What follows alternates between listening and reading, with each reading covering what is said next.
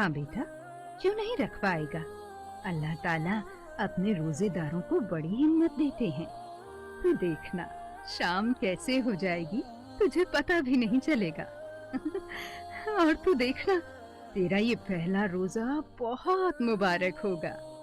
अच्छा अम्मी, रोजा तो मुबारक हो जाएगा, लेकिन ईद, अपनी ईद कैसे मुबारक होगी? मासूम अली के इस सवाल का जवाब रेशमा के पास नहीं था। वो खुद नहीं जानती थी कि इस बार वो और अली ईद कैसे मना पाएंगे, क्योंकि बीते चंद महीनों के अंदर ही रेशमा के लिए सब कुछ बहुत मुश्किल हो गया था। रेशमा के पति मोहसिन की कपड़े की दुकान थी, सब कुछ बढ़िया चल रहा था, लेकिन अचानक एक दिन न जाने कैसे मोहसिन की दुकान में आग लग गई। कुछ ही घंटों के अंदर सब कुछ जलकर खाक हो गया। इस हादसे ने मोहसिन को बुरी तरह तोड़ दिया, क्योंकि चंद रोज पहले ही उसने अपनी दुकान को नए माल से पूरी तरह भर दिया था। अब ना तो दुकान थी और ना ही सब कुछ फिर से शुरू करने लायक पैसे, ऊपर से दुकान पर लिया हुआ कर्ज अब कैसे चुकेगा। ये फिक्र अब मोहसिन को खाई जा रही थी। रेशमा ने मोहसिन को हिम्मत देने की बहुत कोशिश की, लेकिन मोहसिन लड़ नहीं सका। हालात से हार कर उसने खुदकुशी कर ली। मोहसिन के इस तरह चले जाने से रेशमा पर मुसीबतों का पहाड़ टूट पड़ा, पर वो हिम्मत नहीं हार सकती थी। उसे अली के लिए सब कुछ संभालना ही था। अपना घर बेचकर रेशमा ने सबसे पहले दुकान का कर्ज चुकाया और अली के साथ अपनी दुकान में ही रहने लगी। रेशमा शुरू से ही कबाब बहुत अच्छे बनाती थी, लिहाजा उसने अपनी दुकान में ही कबाब बनाने शुरू कर दिए। इसी तरह गुजारा तो चलने लगा, लेकिन रमजान शुरू होते ही रेशमा के सामने नई मुसीबत आ खड़ी हुई। रोजा होने की वजह से अब कोई भी रेशमा के कबाब खाने नहीं आ रहा था। अम्मी बोलो ना, हम ईद कैसे मनाएंगे? अब तो हमारे कबाब भी कोई नहीं खरीद रहा है। अल्लाह सबका निगहबान है मेरे बच्चे, तू इतना मत सोच।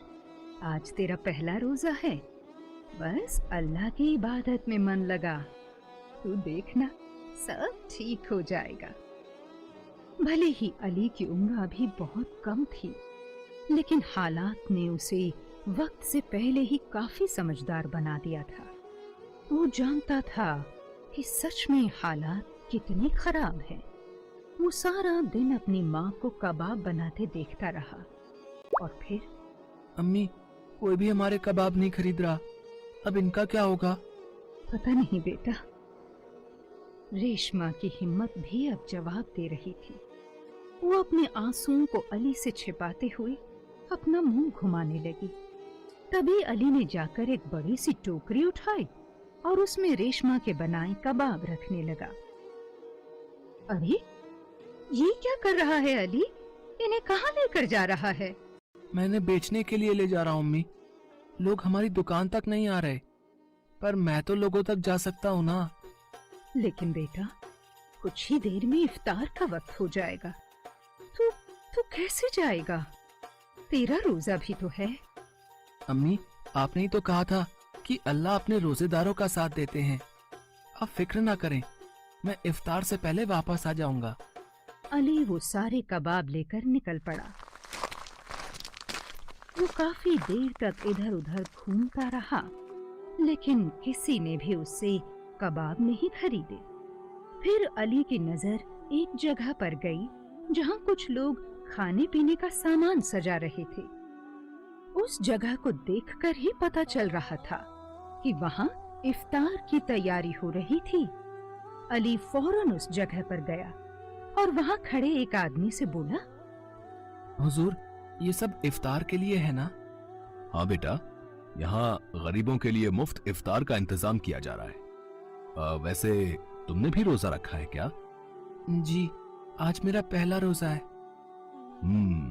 ये तो बहुत अच्छी बात है बेटा।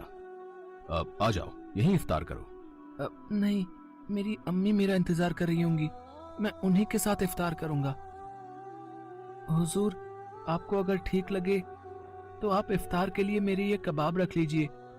इन्हें कोई खरीद तो रहा नहीं और इन्हें वापस घर ले जाने का भी कोई फायदा नहीं। मेरी अम्मी ने बड़ी मेहनत से बनाया है इन्हें। तो तुम ये कबाब बेचना चाहते हो मुझे? नहीं हुजूर, आप इन्हें ऐसे ही रख लीजिए। आप नेक काम कर रहे हैं, इसलिए मुझे आपसे पैसे नहीं चाहिए। उस शख्स का नाम असलम था, जिसका पास ही में एक बड़ा और नामी होटल था। असलम पूरे रमजान भर गरीबों के लिए मुफ्त इफ्तार का इंतजाम करता था। वो अली को देखते ही उसके हालात समझ गया था, लेकिन इसके बावजूद जब अली ने अपने सारे कबाब उसे मुफ्त में देने की बात कही तो असलम ने मुस्कुरा कर उससे कहा, बरखुरदार, नेकी कमाना बहुत अच्छी बात है, लेकिन उससे पहले पैसे कमाना भी जरूरी है। लाओ, अपने सारे कबाब मुझे दे दो और मुझे बताओ कितने पैसे हुए। तुम इन्हें बेचने लाए थे ना, तो बेच कर ही जाओ।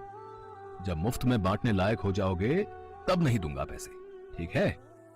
असलम की बात सुनकर अली के चेहरे पर भी मुस्कान आ गई। उसे यकीन नहीं हो रहा था कि उसके सारे कबाब बिक गए थे।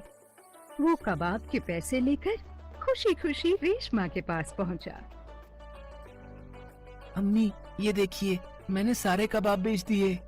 क्या? पर बेटा, इतनी जल्दी? तू कहाँ बेच आया उन्हें? अली ने अपनी माँ को सारा किस्सा कह सुनाया। अगले दिन अली फिर से कबाब से भरी टोकरी लेकर उस जगह जा पहुंचा जहां असलम ने इफ्तार का इंतजाम किया हुआ था। अली खुद असलम के पास नहीं गया, बल्कि थोड़ी ही दूर जाकर खड़ा हो गया। फिर जैसे ही असलम की नजर अली पर पड़ी तो उसने आवाज दी, ओ बरखुरदार, वहां क्या खड़े हो? इधर आओ जरा। जी हुजूर। भाई वाह, कल तुम्हारे कबाब तो सबकी जुबान पर छा गए थे। कल तुमसे ज्यादा बात भी नहीं हो पाई थी। आओ यहाँ बैठो और अपने बारे में बताओ। कौन हो, कहाँ रहते हो और नाम क्या है तुम्हारा? जी हुजूर, मेरा नाम अली है। मैं अपनी अम्मी के साथ यहाँ पास में ही रहता हूँ। कुछ ही देर में असलम अली के बारे में सब कुछ जान गया।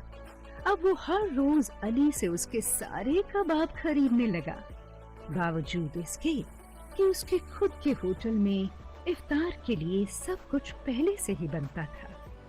पूरे रमजान यही चलता रहा। रेशमा सारा दिन पूरी मेहनत से कबाब बनाती और शाम होते ही अली उन्हें ले जाकर असलम को बेच देता। इस तरह न सिर्फ रेशमा और अली का खर्च अच्छे से चलने लगा, बल्कि रेशमा ने ईद के लिए भी अब ठीक ठाक पैसे जमा कर लिए थे।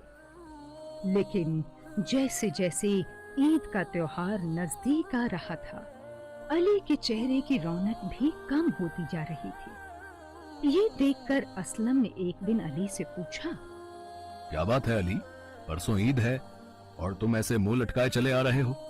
क्या बात है, रोजे ज्यादा भारी पड़ रहे हैं क्या? नहीं हुजूर, ऐसा तो कुछ नहीं है। तो फिर क्या बात है, मुझे बताओ। हुजूर, आप हर रोज इफ्तार के लिए मुझसे सारे कबाब खरीद लेते हैं। आप सचमुच अल्लाह के फरिश्ते बनकर आए हैं। आपकी वजह से मेरी और मेरी अम्मी के रोजे तो मुबारक हुए ही, हमारी ईद भी मुबारक हो गई। लेकिन क्या बेटा, तुम झिझको मत, खुलकर कहो। हुजूर, ईद आएगी और चली जाएगी, लेकिन इसके बाद हमारा क्या होगा? हमारी दुकान की हालत बहुत खराब है। मेरी अम्मी के पास इतने पैसे नहीं है कि वो उस दुकान की अच्छे से मरम्मत करवा सके, इसलिए हमारी दुकान में हमारे कबाब खाने कोई नहीं आता और मुझे मालूम है कि आगे भी कोई नहीं आएगा। अली की आंखों से वो आंसू बह निकले जिन्हें वो न जाने कब से रोके हुए था।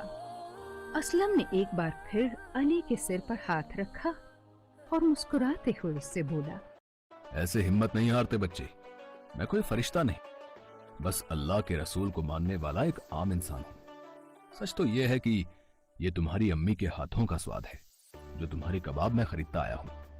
और एक बात तो बताओ जरा, मैंने तुमसे ये कब कहा कि ईद के बाद मैं तुमसे कबाब नहीं खरीदूंगा? क्या?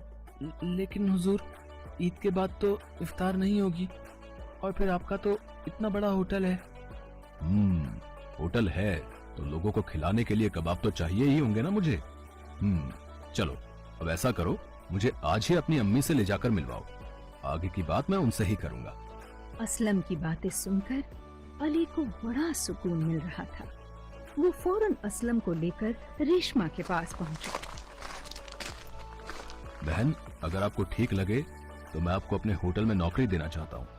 वैसे तो मेरे होटल में कई सालों से कबाब बन रहे हैं, लेकिन फिर भी मुझे यकीन है कि अगर आपके कबाब मेरे मेन्यू में शामिल हो गए तो मेरे होटल के नाम पर 4 चांद लग जाएंगे। हुजूर, मेरा अली बिल्कुल ठीक कहता है। आप सच में अल्लाह के फरिश्ते हैं जो हमारी हर मुसीबत को दूर करने आए हैं। मैं आपको बयां नहीं कर सकती कि आपके होटल के लिए काम करने में मुझे कितनी खुशी होगी। इतना कहकर रेशमा रोने लगी। अली ने बड़े ही प्यार से बोला, मत रो अम्मी, अब सब ठीक हो जाएगा। अल्लाह ने हमारी दुआएं कबूल कर ली हैं। आपने बिल्कुल सही कहा था, अल्लाह अपने रोजेदारों का निगहबान है। देखो ना, हमारी ईद ही नहीं, अब तो आगे की सारी जिंदगी मुबारक होने जा रही है। रेशमा ने अली को गले से लगा लिया। इसके बाद उसे कभी भी अपने शौहर मोहसिन की कमी महसूस नहीं हुई, क्योंकि अब अली उसका हौसला बनकर उसके साथ खड़ा था, जिसके दम पर अब रेशमा हर चुनौती से लड़ सकती थी।